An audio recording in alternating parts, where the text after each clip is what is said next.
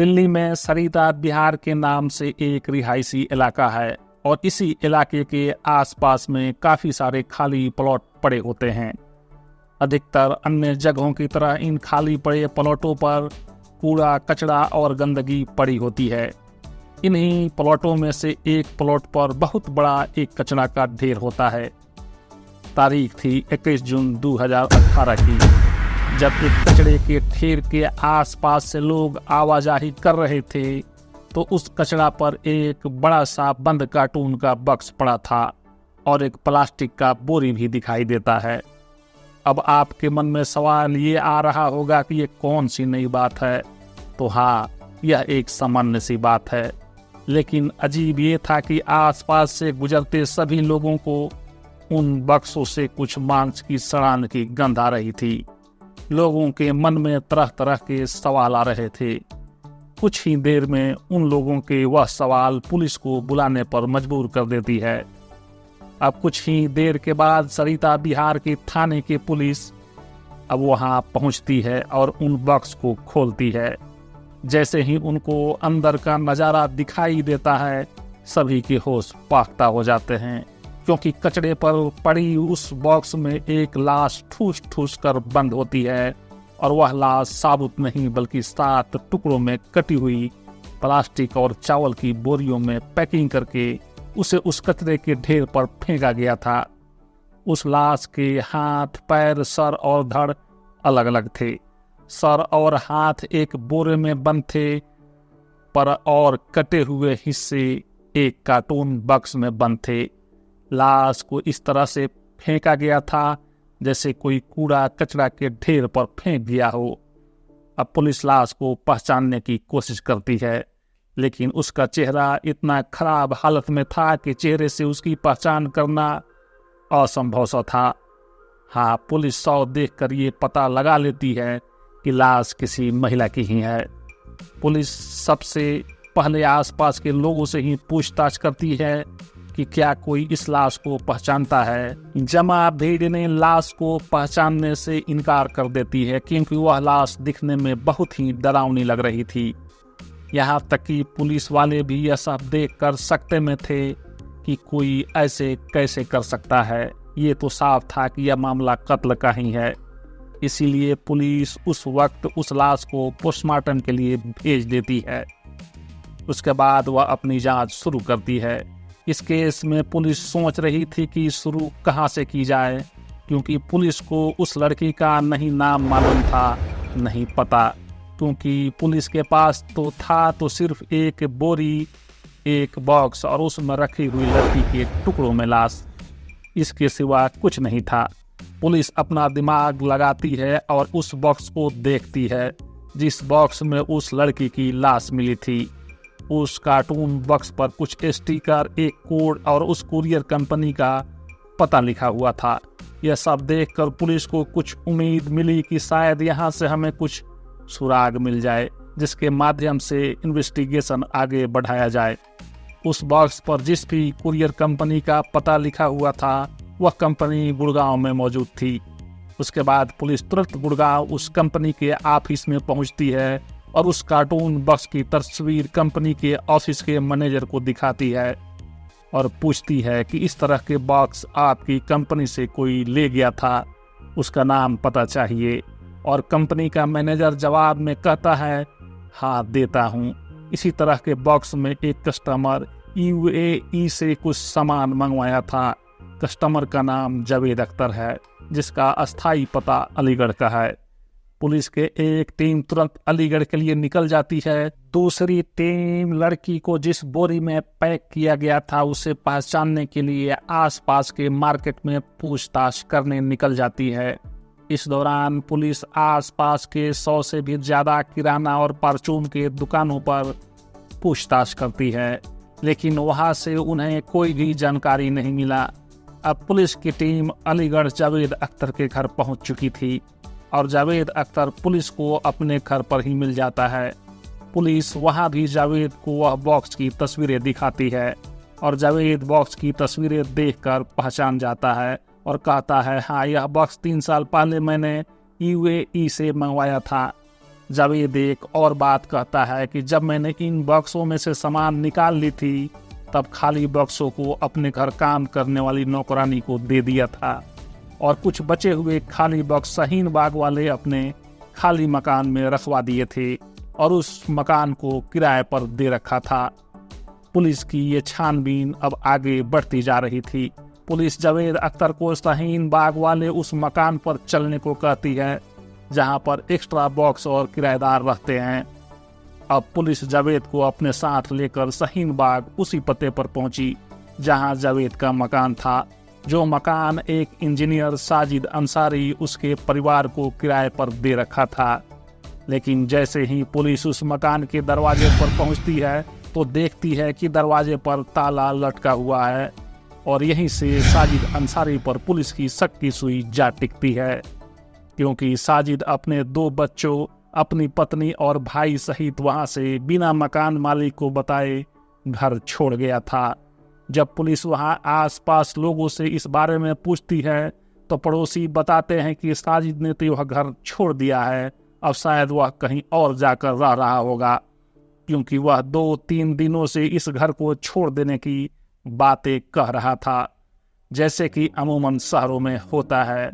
वह जाते जाते धोबी से लेकर किराना के दुकानदार सहित सभी का बकाया चुकता करता गया था। इसके बाद पुलिस का शक यकीन में बदलने लगता है कि हो सकता है कि साजिद अंसारी ही कातिल हो और कत्ल करने के बाद पूरे परिवार के साथ कहीं फरार हो गया हो। पुलिस और लोगों से पूछताछ करती है और इसी बीच उन्हें एक जानकारी हाथ लगती है और वह जानकारी यह होती है कि साजिद के बड़ा भाई हसमत अंसारी भी शाहीन बाग में ही रहता है और उसका घर साजिद के घर से थोड़ी ही दूर पर है। पुलिस बिना देर किए हुए साजिद के भाई हसमत अंसारी के घर पहुंच जाती है और संयोगबाज हसमत अंसारी और उसका छोटा भाई साजिद घर में एक साथ मिल जाते हैं, जो कि पुलिस के लिए और भी आसान हो जाता है।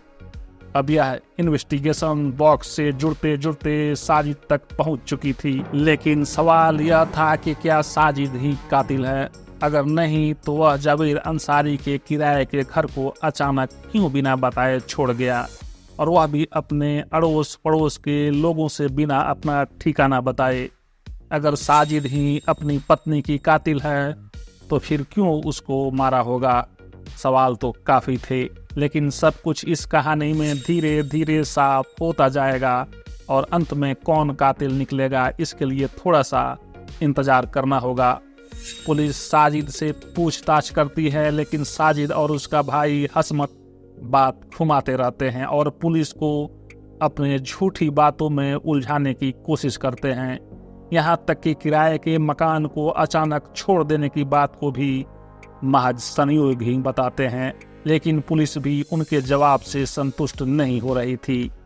उनके हाव भाव देखकर समझ चुकी थी कि ये जरूर झूठ बोल रहे हैं। उसके बाद पुलिस उस कार्टून की तस्वीर साजिद और उसके भाई को दिखाती है। वह देखते ही साजिद हड़बड़ा जाता है और अब उसकी जुबान भी लड़खड़ाने लगती है। थोड़ी सी शक्ति दिखाते ही साजिद टूट जाता है और अपना गुनाह कबूल कर लेता है और कहता है, हाँ, बॉक्स को मैंने ही ले जाकर कचरे के ढेर पर फेंका था और वह कत्ल भी मैंने ही किया था। हाँ, जिसे मैंने कत्ल किया है वह और कोई नहीं, वह मेरी 27 साल की बीवी जूही है। अब जूही का कातिल मिल गया था, जो खुद उसका पति साजिद अली अंसारी था। अब सवाल था कि आखिर वह ऐसा क्यों किया। तो कहानी खुलकर सामने यूं आई कि 22 जून 2018 मंगलवार लाश मिलने के एक दिन बाद साजिद और उसके भाई की गिरफ्तारी होती है। उसके बाद साजिद अपना बयान देता है और पूरी वारदात के बारे में पुलिस को साफ साफ बताता है और शुरू से अपनी कहानी बताना शुरू करता है, जो इस प्रकार है।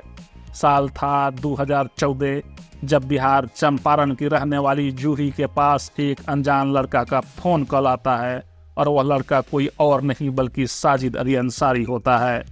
अब जूही ना ही उस वक्त साजिद को जानती थी, ना ही कभी उसको देखा था। इसे महज इत्तेफाक कहे या जूही की किस्मत। पहली बार में ही साजिद के बातों का जादू जूही पर कुछ इस तरह चलता है कि वह साजिद की दीवानी हो जाती है और देखते ही देखते साजिद और जूही दोनों एक दूसरे से प्यार करने लगते हैं और जैसे ही इन दोनों के प्यार जब इनके घर वालों को पता चलता है तो इनके घर वाले दोनों की हरकत के लिए इतना देने लगते हैं। क्योंकि लड़की हिंदू और लड़का मुसलमान था तो जाहिर सी बात है कि इन दोनों के परिवार इनके शादी के लिए साफ साफ इनकार कर देता है। लेकिन जूही को तो पूरा जहान साजिद में ही दिख रहा था, इसलिए वे दोनों माँ बाप समाज के खिलाफ जाकर शादी कर लेते हैं।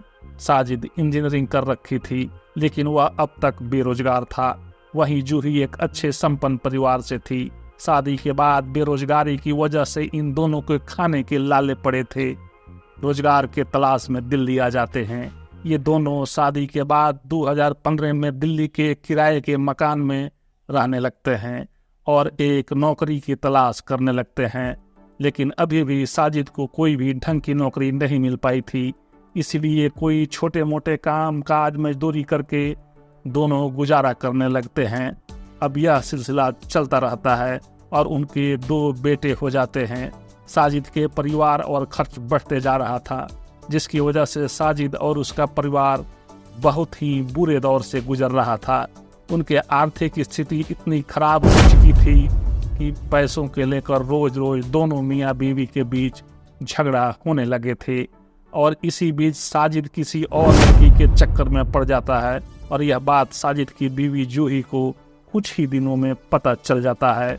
और उसके बाद साजिद के घर में पैसे और साजिद की एक्स्ट्रा मैरिटल अफेयर को लेकर रोज नोक झोंक होती थी, जिससे साजिद जूही से अब हारी जा चुका था। वह जूही को अपने रास्ते से हटाने के लिए मंसूबे बनाने लगता है, लेकिन अब उसे कुछ समझ नहीं आ रहा था कि अब आगे क्या करें, क्योंकि एक तरफ उसके बच्चे बीवी और परिवार था और दूसरी तरफ पैसों की तंगी और एक गैर औरत के साथ अफेयर भी।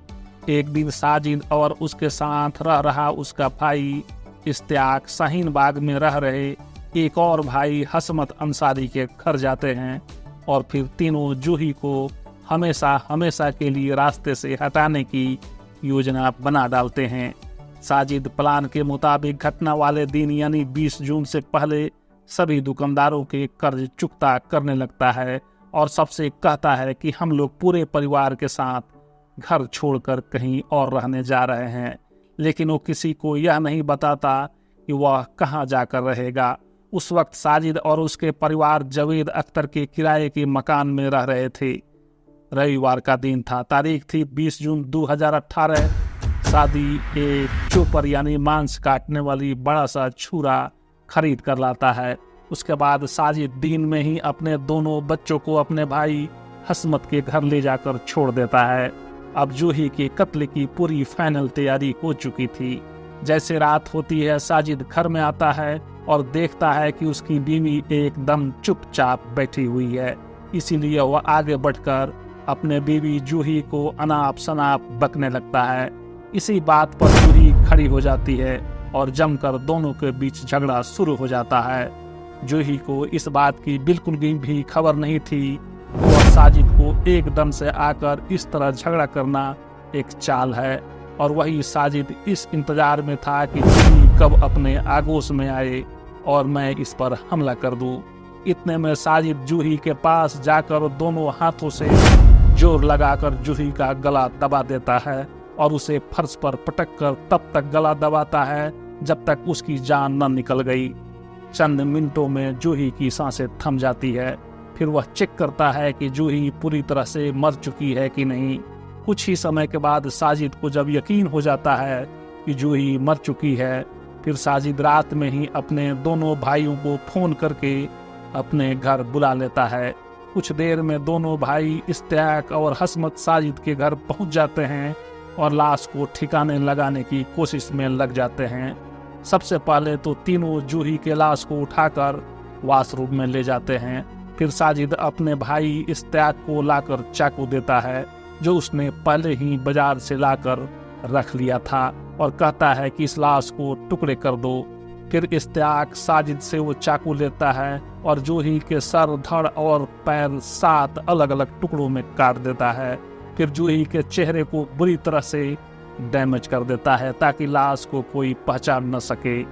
उसके बाद साजिद उसी किराए के मकान में पड़े एक बॉक्स और चावल के बोरी ले आता है। पहले तो चावल के बोरी में लाश के टुकड़े भर लेते हैं, फिर उसे प्लास्टिक में लपेटकर कार्टून में बंद कर देते हैं।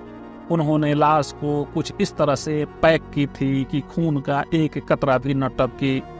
सारे तैयारी के बाद साजिद अपने भाई हसमत को गाड़ी लाने को कहता है। कुछ ही देर में हसमत अपने दोस्त से कुछ जरूरी काम बताकर उसकी कार ले आता है। साजिद अपनी बीवी के लाश को दिल्ली सरिता बिहार के पास खाली प्लॉट के कचरे के ढेर पर फेंक देता है और वहां से वापस रवाना हो जाता है। साजिद जब तक घर पहुंचता है तब तक साजिद के दोनों भाई वॉशरूम का सारा खून साफ करके सबूत मिटा चुके थे। इस तरह से साजिद अपने ही प्रेमिका और बीवी को एक ही रात में नामो निशान मिटा देता है। लेकिन साजिद के इतने दिमाग लगाने के बाद भी पुलिस के साथी इन्वेस्टिगेशन से अपने आप को नहीं बचा पाता है। दोस्तों, साजिद पूछताछ में बताता है कि जब उसका भाई जूही को टुकड़े कर रहा था तब वह वहीं बैठकर अपने बीवी को टुकड़ों में कटता देख रहा था। आखिर में 22 जून 2021 को पुलिस तमाम सबूतों के साथ साजिद सहित उसके दोनों भाइयों को अरेस्ट कर लेती है। बाकी सबूत जैसे छुरी बॉक्स इकट्ठा करके कानूनी प्रक्रिया पूरी करके उन्हें जेल भेज देती है।